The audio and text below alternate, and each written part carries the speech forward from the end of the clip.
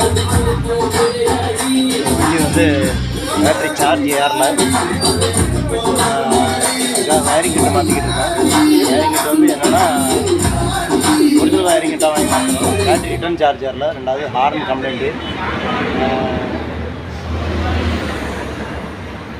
Horn indicator எதுவுமே work ஆகலை. Self work ஆகலை. இப்போ பேட்டரி சார்ஜ் ஏறதான்னு பார்த்தா பேட்டரி சார்ஜோட ரிட்டர்ன் சார்ஜும் ஏறல. இதுக்கு முன்னாடி உங்களுக்கு எக்ஸைட் பேட்டரி போட்டு ஒரு வீடியோ போட்டிருப்பேன். அந்த வீடியோவில் என்னென்னா பேட்டரி சார்ஜ் ரிட்டர்ன் சார்ஜ் வந்து வோல்டேஜ் கம்மியாகிடுது. இந்த வோல்டேஜ் கம்மியாகிறதுக்கான காரணம் என்னென்னு கண்டுபிடிச்சிட்டோம்.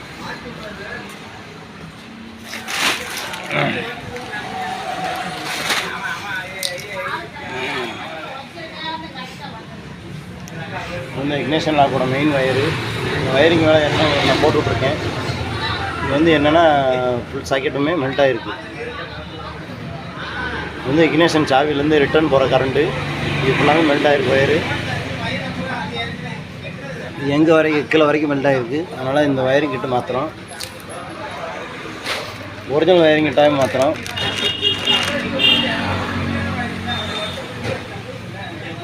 இதில் உள்ள நம்பரும் இதில் உள்ள நம்பரும் ரெண்டும் ஒன்றா தான் இருக்குது.